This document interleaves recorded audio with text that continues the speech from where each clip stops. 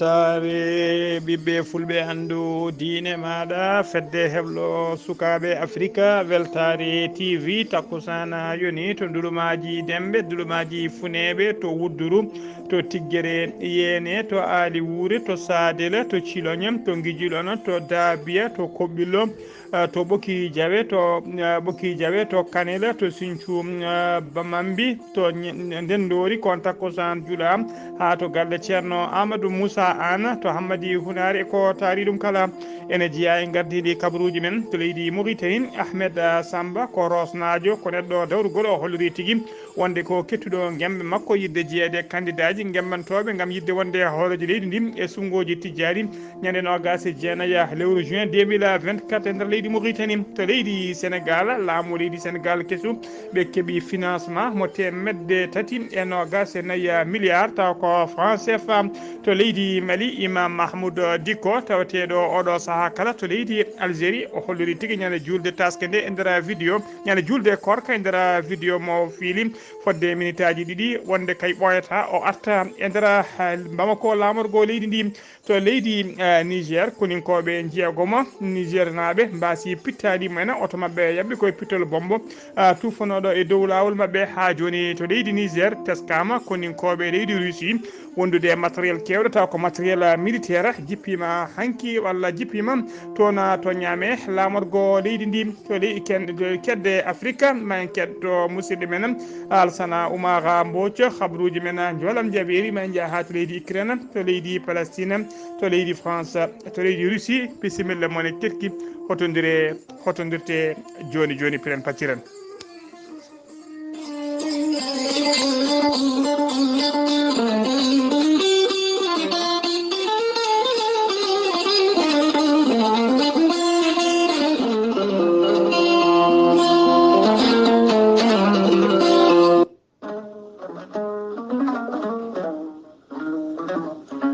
ceerno Ahmadou Tidiane Diallo gorko mo melga wuro jinneji laaɓade listihar kumpitiɗo lasrari jabanaɗo kuɗol guittowo humre kala ceerno Ahmadou Tidiane Diallo gorko mo melga wuro jinneji ko bindowo kono kadi ko kumpitiɗo listihar kami lasrari kala guittowo humre pewnowo dewle an ɗaɓɓowo laamu ɗaɓɓowo golle kono ne kadi jiɗɗo ɓayde to banggue dañal kala sa jokkodire ceerno Ahmad Tidiane Diallo ma a wi alhamdulillah ceerno Ahmad Tidiane Diallo ko wittiyanke to banggue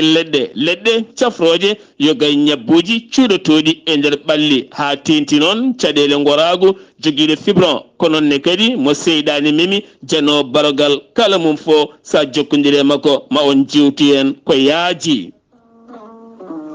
ceerno Ahmadou Tidiane Diallo holto o tawete hande o tawete koto Paris lamorgo leydi France saydi jokkodirde makko mbatta ko 00 336 mbaɗa 04 04 66 27 kanko ceerno Ahmadou Tidiane Diallo gorko mo melga wuro jinneji bas makko ene tawe to Dakar lamorgo leydi Sénégal woni ɗon ko musidɗo makko ceerno Abdoullahi Diallo sa yiɗi jokkodirde on mbatta ko 00 221 77 714 94 15 walla so tawi gonɗa koto Rosso e Dagana kala jokkodirta koye musidɗo makko ceerno Ahmadou Dia on noon ko gorko mo leeraɓe mbatta ko 00 221 77 77 537 79 28 musidɗo makko guiɗo makko miñi ko ene wiye ceerno Souleymane Diallo ene tawi ɗon Nouakchott on noon sa jokkodire makko ma heɓ tonggode oɗona kanko ceerno Ahmad Tidiane Diallo gorko ceerno Ahmad Tidiane Diallo gorko mo melga wuro jinneji ene wiya dendagal ummal islam dendagal julɓe dendagal kileneɓe makko e dendagal hettiyankoɓe weltare TV kala omo wiya on oɗon jarlo oɗon jaafo Allah rokki en tawede hikka yo Allah rokki en tawede kadi julde e korkaji kewɗi goɗɗi limtindi Allah jaɓanen korka men allahumma amina.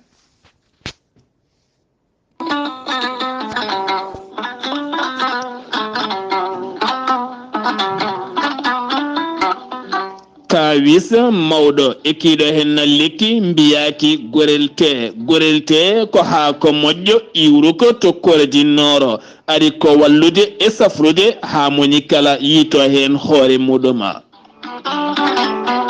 ɓen hutortoɓe gorelte mbi'i alhamdulillah yoga hen ko joguinoɓe ñabboji kawniɗi no feewi yoga e docteur e mabɓe kolliti hol o safara mon jiituɗon an neɗɗo tuƴiɗo joguiɗo AVC jogui cardiaque ƴiƴam dogata e ɓandu mum ɓandu jaaɗoru ɓandu wuloru prostate yoga e ñabbuji goɗɗi kala hay janowo kala mum de so jokkodire gorelte ma yiito hoore muɗuma gorelte ko ha ko moƴƴo iwru ko to koredinnooro ari ko wallude e safrude ha moni kala tina hoore mum a yittat ko jamireɗa mbaɗa e ndiyam ngulɗam aɗa yara aɗa yiito cellal ɓandu maɗa so tawi jiɗɗa ko hebde ko laaɓi ko fati gorelte jahata koto site mabɓe internet a mbaɗa www.gorelte ma janggan hoorema kala muma so tawi noon ko tongoɗe gorelte gonɗa koto Italie jokkodirta koye ceerno Abouli mbatta ko +39 339 856 67 39 so tawi noon gonɗa koto Espagne jokkodirta koye Amadou Touré +34 643 29 22 96 so tawi noon gonɗa koto Mbour jokkodirta koye Saydou Ndaw 77 388 21 88 so tawi noon gonɗa koto Ndendori jokkodirta koye Salif Diallo 77 901 74 67 so tawi noon gonɗa koto Kaolack jokkodirta koye Khadidiatou Guissé mbatta ko 77 693 55 12 so tawi noon gonɗa koto Jimbe jokkodirta koye Amadou Thioban mbatta ko 77 428 85 88 so tawi noon gonɗa koto leydi France jokkodirta koye Harouna Ngayda 06 50 99 64 43 musidɓe tedduɓe gorelte ko safara tan woni e muɗuma kaburuji mon e demgal pulaar Afrique Asie Europe Amérique Moyen-Orient Océanie jam ñalle mon musidɓe tedduɓe eɗen gone e mawde sappo e ɗiɗi lewru seetto hitande ujunnaji ɗiɗi e nogas e nayyi aljuma tati lewru humtorandu hitande ujunere temedde nayyi capanɗe nayyi e joyya habaruji mon e ɗemgal pular e sawta ko musidɗo mon sehil mon Haali Abouba to karallagal ha mbawon yiide en to banggue nete ɓosoje ko miñi men sehil men Saydou Abouba ko adi kabaruji men noon ceerno men khalifa diine hono ceerno Amadou Tidiane Alpha Mama Siley Ba to kay haydi ene wiya dendagal ummal islam kala ha tengti noon e ɓiɓɓe fulɓe holɗomo wiyan tan yon julmo wuuri oɗon jerlo oɗon jaafom to banggue makko kanko o yerlima o yaafima omo eero julɓe tan ha joni nde jokkata kulol mumen Allah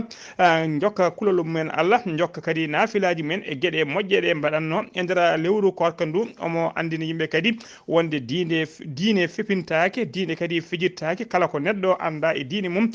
yo namdo haalane ha timma eɗen jayde weltare ɓiɓɓe fulɓe andu diine maɗa ene duwono tan nde Allah junnata balɗe makko moƴƴina battane makko kanko e dendagal julɓe kala tarniɓe oɗo diine islam ha joni ko leydi ha joni jayde moon jayde weltare ɓiɓɓe fulɓe andu diine maɗa e gardagol Sar Abdoulaye Sar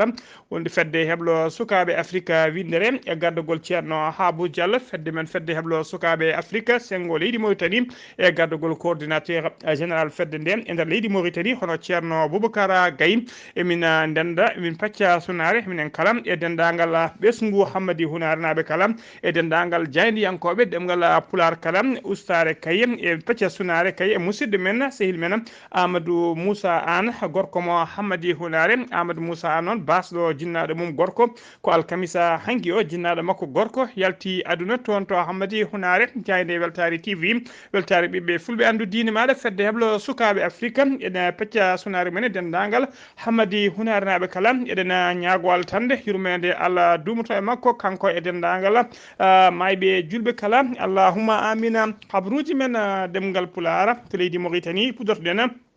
ñande julde korka nde ɓennuɗo woni alarba ɓennuɗo woni tigui hawru noon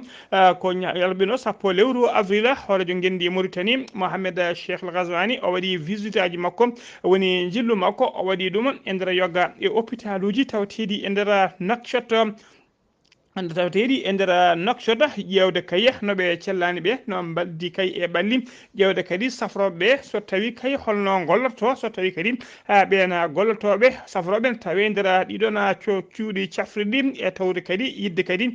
sembitinde kayi ɓeɗon ɓe cellani tawteɓe toon e nder ɗiɗo cuuɗi cafriɗi o yettima noon to hôpital national woni hôpital mawɗo ko noon kadi o yehi to centre neuro psychiatrie amon Nouakchott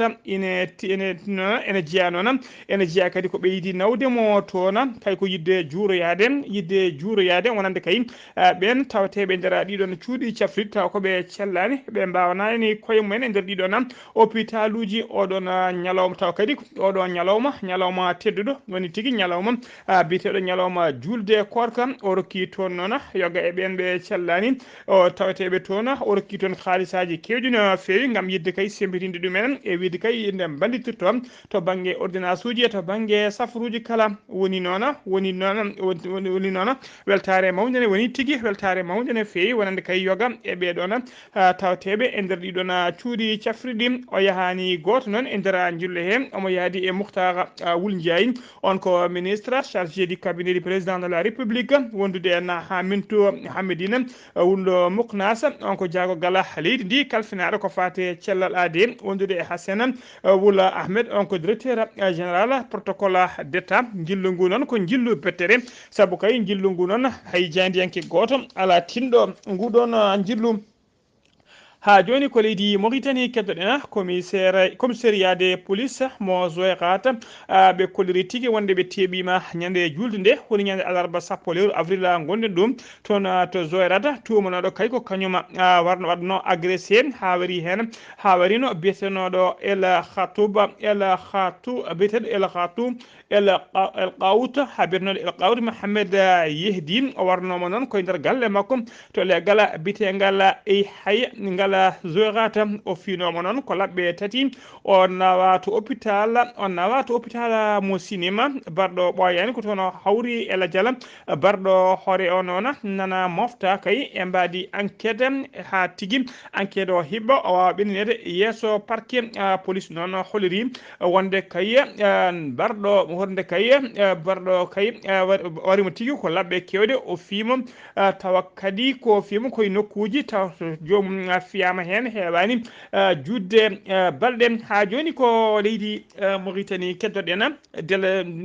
doggol ko fate inde ɓen candidat ji yimɓe gembenade kay wonde horejo leydi e nder gendi Mauritanie e sumgoji tijjali ñande 29 lewru juin 2024 doggol ngol ene ɓeydo e kala saaha suka kay biyeteɗo Ahmed Samba kañum ko acteur politique o holliri kankone ko kettuɗo gembe makko yidde jeeyade kay ɗina candidat ji yidde gembanade wonde horejo leydi ndi e ɗiɗon sumgoji Ahmed Samba noon ko kañum tigui wonno ancien porte parole candidat biyetenoɗo candidat Sidi Cheikh Ahmed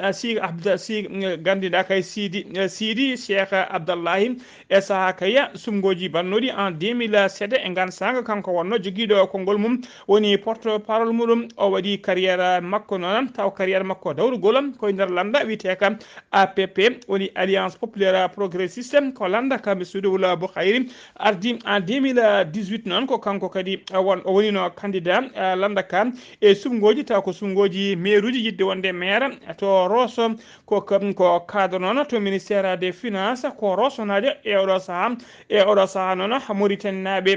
naɓe kolliri tigui wonde o holliri e oɗo saaha Mauritanie ene ɗomɗa tigui ko fati changement woni waylo e nder laamu ngu e régime o kala e systéme o kala o holliri leydi ndi ene ɗomɗa tigui ko fati kay e oɗon changement candidat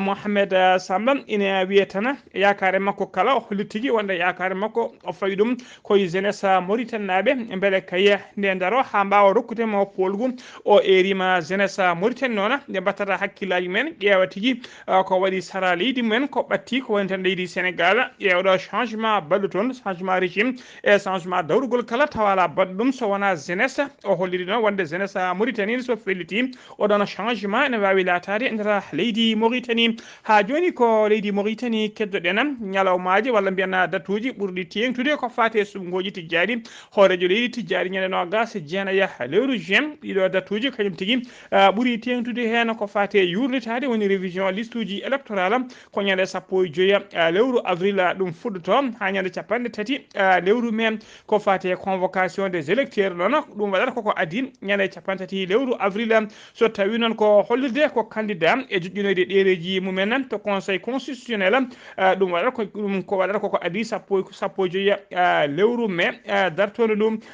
ɓayyinagol noon doggol taw ko doggol final ko fate candidat ji koko adi 30 lewru mai ɓayyinagol doggol winditiɓe noon e liste uji électoral noon ɗum ko ñande 6 lewru juin so tawi noon ko ruuma jari woni campagne électorale e nder leydi he fuɗɗoto ko ñande 14 lewru juin 2024 so tawi ko sumgoji suɓade hoorejo leydi premier tour o ɗum waɗata ko ñande nogas jeenayyi lewru juin hitande ujunnaje ɗiɗi e nogas e nayyi ha joni kabaruji men ɗemgal pulaar sen ummima to leydi Mauritanie koto leydi Sénégal paɗena laamu leydi Sénégal kesu e gardugol Bassirou Diomaye Faye nana tigui jokki kay nana kay jokki ŋaƴƴinde peɗeli mumen peɗeli juuɗe mumen tijjade kay financement gaddano tawi kadi ko financement public ko haalis kewɗo noon mo temedde 3 milliard taw ko franc CFA koye nder teɗo yontere noon ɗamina tigui ma haalis o yettoto noon to banque centrale ko gila talata haalis o fonno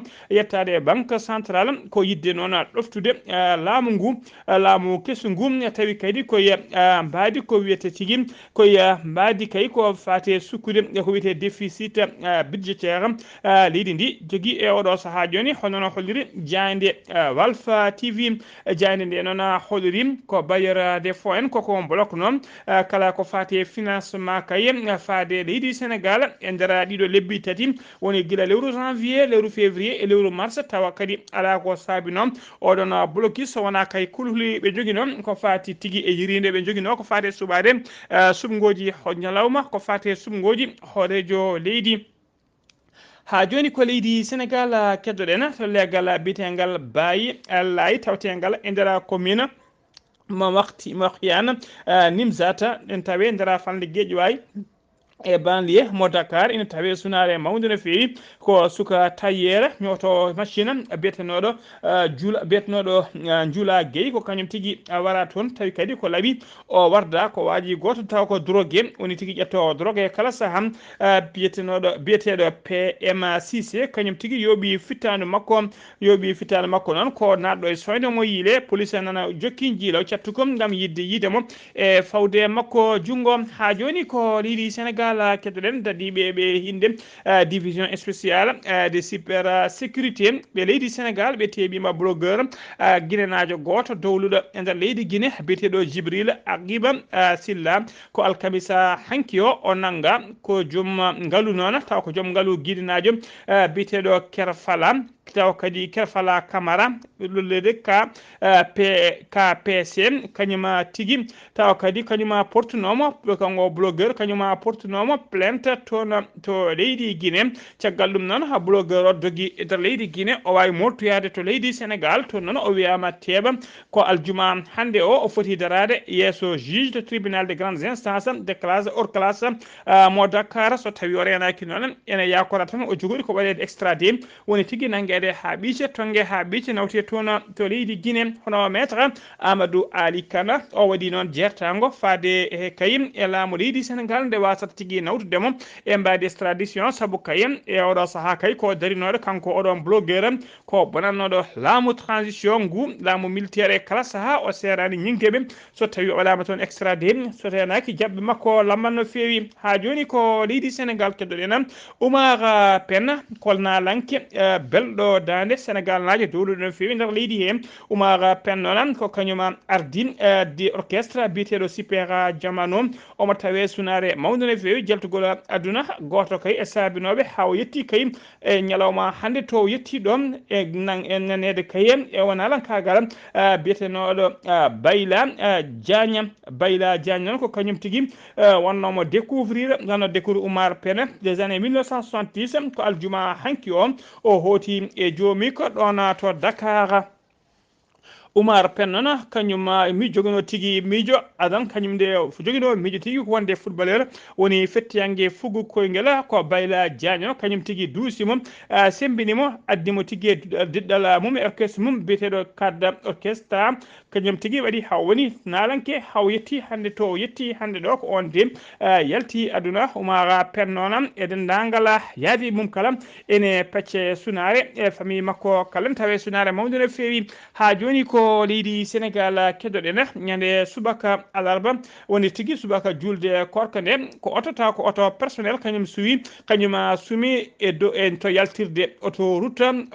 tolno corniche HLM ɗum waɗi ko sanga 9h joom auto o noon o fano tigui ko pomirgal o yinno yaade koto Juma Massalikul Jinan ko toon o fano auto sumi e lawol nden noon auto sumi e lawol o jippima noon o gañaki hen ko ɗon woppi auto o wawi yaade kay pomiragal makko hano hannirta ni ha joni ko leydi Sénégal keddoɗen jaydi yankoɓe leydi Sénégal ha tengti noon e jaydi yankoɓe ɗemgal Pulaar ene tawe tigui e sunare mawde no fewi ha tengti kadi e sunare mawde no fewi ha tengti e musidɗo men Amadou Moussa Anne gorko mo Hamadi Hunare kanko Amadou Moussa Anne ko kanko wasi jinnaɗo makko gorko biyetenoɗo ceerno Moussa Anne ko kañum yalti aduna alkamisa hanki toon to Hamadi Hunare jayde weltare ɓiɓɓe fulɓe andu diine maɗa weltare TV e télé fulɓe e dendagal jaydeli kala eɗen pecca sunare e musidɗo men Amadou Moussa Anne eɗen duwono kadi dendagal Hamadi Hunaraɓe kala nde Allah yurmotomo yafomo harram aljanna kanko e dendagal mayɓe julɓe kala allahumma amina sen ummima to Hamadi Hunare koto leydi Mali paadina ñande alarba sappo leydi avril gonɗen ndu vidéo goto taw ko vidéo dabbo mo mintaji ɗiɗi hojomaji ɗiɗi tawi ko vidéo mo imam Mahmoud Dikko kañum fiili oɗon vidéo o sarima e nder réseau sociaux ji o sarima kadi e nder jaynedi leydi Mali o hollirde e nder vidéo hen wonde kay ɓoyata o arta e nder Bamako lamorgo leydi makko vidéo noon o fiili ɗum koto leydi Algérie caggal kay nde o gayni pumirgal makko julde korka o yalti noon komo ɓorni wutte tawa ko dolokke danejo o fiili vidéo e nder vidéo he kadi o ñiŋi hen no fewi laamu transition ngu no jogiri leydi ndi ni ha tendi kay no ɓe jogiri kay kallon ko fate réconciliation woni tigui bellitare kaldigal hakkude ɓesguji leydi ɗi o holliri tigui wonde ko foti kay ne catala pongal ni réconciliation nder leydi he ala moɓe kalfiri ɗum so wona neɗɗo tawi kadi on kalfinaɗo wawa wadde réconcilier hay famille mum hay leñol muɗum wawa wadde réconcilier on fotani halfinede kay catala pongal ni hennene o holliri noon so tawi ala ko faali so gueno jaaɓi ɓoyatama o artu e nder leydi makko to Mali ha joni ko leydi Mali keddoɗen laamu transition ngu leydi Mali caggal kay nde laamu ngu yowi kala kono wiyete activité ji landaji dawrugol e nder leydi hen joni kadi ko catala bitegal HAC wolliri tigui ɓayyini communiqué faade jaydiyankoɓe jertinde jaydiyankoɓe kay wonde yo gandu ko interdit wadde kala ko fate couverture médiatique wonande kay kala activité tinaɗo landaji dawrugol enen mbaɗi e nder leydi he kala jaydi yanke caktuɗo ɗum walla tigui moɓe tini ene waɗa couverture médiatique muɗum lawol koko fawten e dow muɗum hewɓe noon jornani tigui ko fati kayem e ngoɗon miijo ha joni ko leydi Mali keddoɗen konin koɓe leydi Mali ɓe yinde famaɓe kolliri tigui wonde ɓe itti ɓe wolliri tigui wonde ɓe itti fittandu mennoɗo mitandu taw koy goto e mawde terroriste en e nder falde Douentza biyetenoɗo Boura lobby noon ko chef terroriste o jeeya koto wuro witengo Tanala kono noon o dillata koto Douentza ko ɗon nder falde Douentza ko toon ɓuuri wawde o ɓurno hewde dillude ha to yetti ko biyeteɗo Jona Kala to rewo leydi ndi o wara noon ko guila ñande 17 lewru mars mayno ɗum ɓe o wara tigui koya o wardama noon kanko e yimɓe makko hewɓe no fewi ɓe mbaɗa koye garmi gara ɓe mbadduno e fama woni forces armées malienne e nder ladde falde witende ñaabi Boura lobby noon ina yiɗatono ko ɓooyi ene saabu kaye ene teska o wari yimɓe hewɓe waɗi janguji kewɗi ina janguji yoɓima pittali yimɓe hewɓe guila civil en woni jambureɓe ha e koninkoɓe woni dadiɓe kala e militaire uji kala ene omo tawede noon hollirama noon ko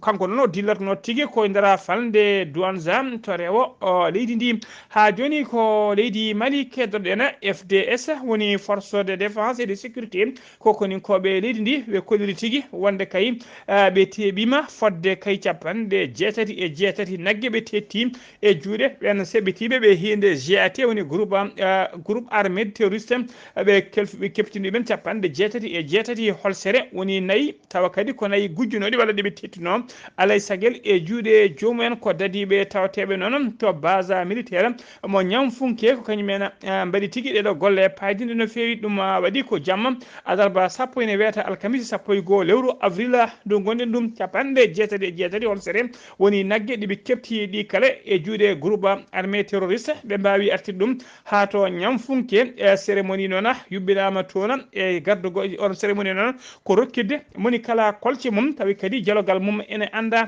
maire commune o wondude sous préfet falde nde kala ene tawtora cérémonie ɓe kolliri hen weltare mabɓe mawni no fewi ɓe jetti ɓe jarni kay cuusala e darde ɓeɗon koninkoɓe wabɓe ɗeɗo golle paji no fewi ɗiɗon 68 holsere noon ɓiɗi keftano tigui ko to funnague Ñamfunke 35 kilométre hakkude mum e Ñamfunke to banggue funnague tawa ɓeɗon terroriste ɓe keftiɗo nayyi ɗi ɓe kolliri tigui wonde ko zakat woni ko askal ɓe askuno e ɗiɗon nayya ha joni kabaruji men ɗemgal Pulaar ha sommima to leydi Mali koto leydi Niger paɗen e nder falde nokku biteɗo inat sara kerol hakkude mabɓe e leydi Mali ko koninkoɓe Niger naɓe jeegomo mbasi pittali men oto mabɓe noon wonno tiko artude ordoyade ko ɗon yabɓi pittola bombo ɓe kolliri noon kamɓene ɓe mbari fodde kere ɓuura seɓɓitiɓe sappo ɓe itti pittali men so tawi noon ko jeegomo maɓe ɓe oto mabɓe mbiɗen yabɓi ko pittola bombo tufanogol sara wuuro witengo Tingara e to banggue wargo ɓaaƴo hirnague leydi ɗi waɗi kadi militaire uji barmuɓe hen ko hélicoptère noon kañum arani ɗon barmuɓe foof mbaɗa évacué toon to Niamey lamorgo leydi ndi ha joni koto leydi Niger keddoɗen ñande alarba sappo lewru avril gonɗen ɗum woni ñande julde korka nde teskama tigui to Niamey lamorgo leydi ndi wonde militaire uji ɗe leydi russe ɓe gari tigui eɓe garde matériel timmude no fewi taw ko matériel militaire ɓe gari noon koye mbaɗi coopération de sécurité hakkude leydi ɗi ɗiɗi woni hakkude tigui hakkude leydi Niger hakkude muɗum e leydi Russie ɗum noon ko ñande alkamisa 1 lewru avril garala mabɓe e nder leydi he kabaruji men ɗemgal Pulaar kedde Afrique ma jabbo musidɗo men sehil men Alassane Oumar Mbodj gorko mo Sarandogo Alassane Oumar Mbodj a salminama juura en calmitima Ghali Abouba calmini dendagal hettiyankoɓe Ayawo TV kaɓruɗe ɓuttinde dongre Afrique e ñalawma hande o puɗoɗen ko leydi hono Mali leydi Mali dey hono colonel Abdoulaye hono Maïga joguiɗo konngol laamu sabordu ndu o wawi bayyinde e ɗin landaji kay dilloji toon to dawrugol hani e pelle taw kadi ko dilloji hen ɗe foof nde dartinta golle mumen e oɗo saaha nde tawno aɗa jogui ko huuli e ndenka leydi ndi e oɗo saaha ɗum noon ɓe mbi wonde yoɓe dartin ha diwa oɗo saaha toon to Côte d'Ivoire toon de ko Alassane Dramane woto gadduɗo leydi ndi jaɓɓi toon nanɗo mum hono Brice hono Olingue Nguema gardiɗo leydi hono Sapodou mo leydi hono Gabon gam wadde toon taw kadi adda toon wadde toon jillu fodde balɗe tati ɓe mbawi kono yeetu noon guila jokkodiral hakkude mabɓe hani ko ɓamtata leyɗele ɗiɗi ɗe kala toon to Comore ene wayno dey joncuuɗi mabɓe kadi suuɓade kadi ɓen sarɗiyankoɓe gasi ha laaɓi ene wayi noon lulnu ngo kadi fooli laamu ngu ɓafti hen fodde kadi siége uji temedere capanɗe jeeɗiɗi e jeegom e nder temedde tati hono 6 ɓe mbawi kono ɓaftude ɗum ha laaɓi hooroji leydi ndi noon e oɗo saaha ene jogui hen fayre no mawde no fewi nde tawno ala ko heddi e manda makko so wona ko duuɓi tati e ɗum cakkiti ɗi ɗum noon ma waw kadi kono jogade hen caɗele no fewi tawno lulnu ngo ɓuuri hewde e taw kadi ko wonɓe e laamu ngu ha hande de ko toon to Comore ene wayno toon dumburde mabɓe ndu wonde capanɗe tato e jeetato dumbanoɓe toon e nder kasoji mbawi kono dogda toon taw kelani piyani mbarani ko on noon gardanno ɗon uddune hono damal nde uddune hono damal won ko ɗon tigui ɓe mbawi profité kamɓene ɓe naate kadi ono soyde nde tawno ko kanko ɓe waldinoɓe cuwano arde e ngan saaha noon ɓe naate e soyde toon to Afrique banggue worgo toon dey ko gardiɗo ko leydi kono Cyril Ramaphosa kanko noon o wawi hono yilliyade toon to Rwanda gam yiide hono nanɗo makko Paul Kagame nde tawno dumonaji ɗiɗo jokoriɗi ɓe gonano welduɓe no fewi ɗum no yitono e koyɗe masalaha gam wisde hen ndiyam sallike haɓe mbawa koye artude ɗoɓe gonno kono ko kisasa ñande nogas e jeenayyi nduɗo lewru ndu gonɗen maɓe mbawa kadi suɓade taw kadi kadi ko ɓen taw kadi ko sénateur uji en taw ko suɓotoɓe ko ɓen ardiɓe taw kadi ko sarɗiyankoɓe mabɓe hani ardiɓe hono guuro mabɓe ko ɓen tugi cuɓoto ɗum noon ɓe mbawi yalti toon tonggode téléphone taw ko laamu ngu yalti ɗum e wiide wonde kala moɓe jii ene buuña taw kadi ko ɗin buuñaɗi walla kadi ko ɓen buuñeteɓe yooɓe noddu ɗum e ngol ɗon ɓoggol téléphone gam ɓe dawana jomum kono lawol tinisi pelle ɗe gona laamuyankoje ɓe mbi noon wonde ɓen ɗanniyankoɓe e suudu suuɗondu kamɓe dey e oɗo saaha aɓe jogui toon caɗele no fewi toon to leydi hono Tunisie kadi kadi woni mabɓe kadi ɓamti kadi laabi mumen ɗi mbaɗatno e suudu suuɗon gam ɓamde laaɗe kadi yaɓande toon to leydi hono Italie ɗum noon Ghali Abouba ko ɗo dey kalɗen e kabaruji mabɓe dogre Afrique nde taw e oɗo ñalawma mo gonɗen taw wonno ko dande sehli men guiɗo men Alassane Oumar Mbodj gorko ma sa dogo gam weltare kay Ayago TV. Alassane Oumar Mbodj golle ma jooɗi peewi takkusan yoni ha toon to galle ceerno Ndiaye Baro to Nouadhibou ko on takkusan juula ha to galle ceerno Abdourahmane Dia PK8 Nouakchott ko on takkusan kadi juula ha to galle ceerno Oumar Alpha Sy to Lixeɓa Golgol e ko taari ɗum kala habaruji men joolam jabberi koto leydi Ukraine pudorɗen laaɗe diwoje ɗe leydi Russie ina jokki kay ɓeydude tigui bombardement mumen ɓeydude volume ko fate bombardement mumen e nder toon to leydi Ukraine ɓe ɓuuri toɓɓude noon oɗo saaha kala ɓe ɓuura toɓɓude ko nokkuji tawa kadi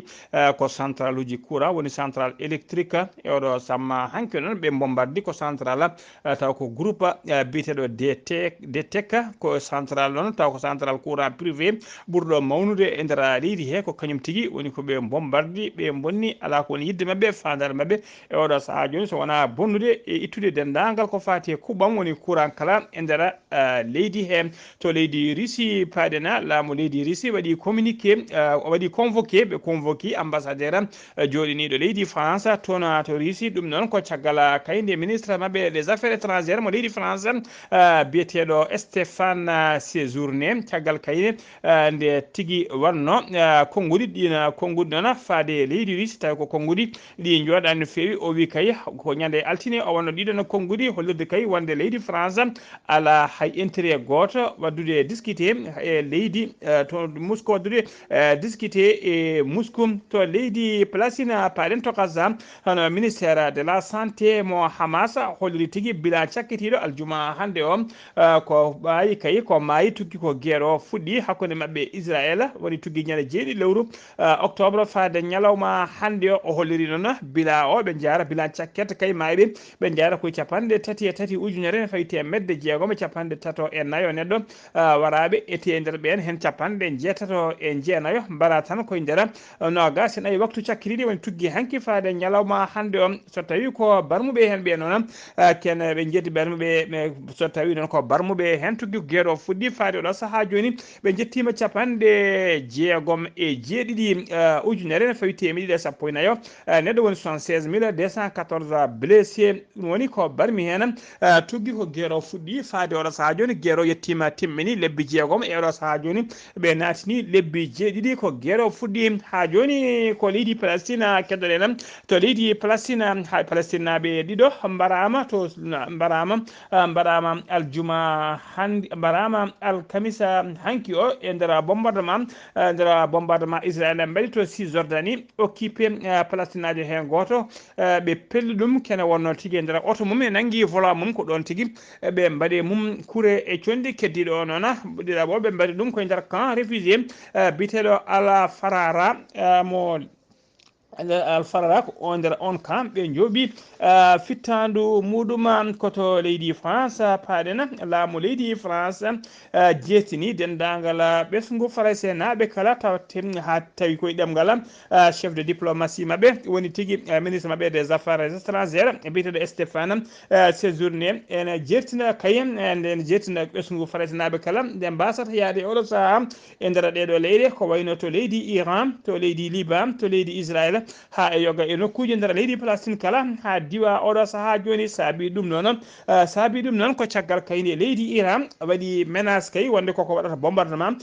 faade Israël saabi oɗon menace noon ko saabu kay kamɓe leydi Iran eɓe tuumi kay wonde ko Israël kañuma bombardi kañum waɗi attaqué ñande 1er lewru avril gonɗen dow consulat mabɓe tawateɗo to Damas kamɓe noon ɓe koliri wonde kay kala to Israël naɓe tawten koɓe momoɓe ɗum koɓe waɗoɓe bombardement o eriɓe noon o erima kadi dendagal fonctionnaire uji e famille aji tawateɓi toon to terrain kañumen kala ne mbawata artude ummade terrain garta e nder leydi mumen o interdit waɗi kadi interdit dendagal ɗin mission ngaji taw ko mission ngaji fonctionnaire uji neltoɓe toon to Iran nde mbasata kayen wadde toon mission ngaji ha diwa oɗo saaha joni musidɓe tedduɓe gasi ha laaɓi ceer ko ɗum ɗo wonno komin tonga ɗon habaruji mon e ɗemgal Pulaar e sawta he ko musidɗo moon sehil moon Haali Abouba to karallagal ha mbawan yiide hen to banggue nete ɓosoje ko miñi men sehil men Saydou Abouba so tawi ko roɓino kabaruji men dogre Afrique ko Alassane Oumar Mbodj gorko mo Sara Ndogu tetkimalaki jaam yo jaam Allah jogomi jogo on